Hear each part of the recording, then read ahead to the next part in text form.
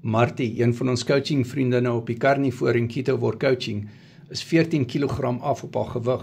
Sy is 37 cm af oor haar middel. Sy is af van 'n 50 broek na 'n 44 of 46 broek en sy is van 'n 4XL hemp na 'n 2XL hemp toe.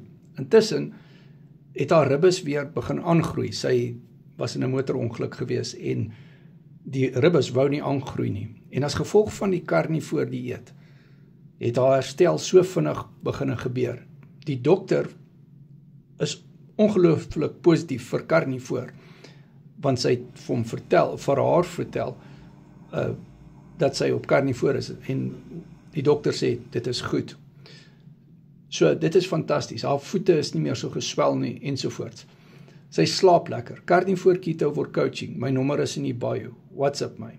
Martie se bloeddruk is ook fantasties en jy kan met Martie praat op die Mindset episode 20 en Mindset episode 21 wat nou donderdag oggend 10:00 plaasvind en volgende week donderdag 6:00 die aand plaasvind.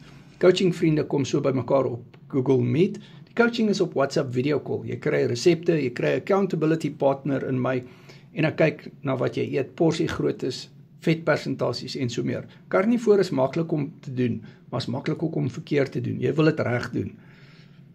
My nommer is in die bio. WhatsApp.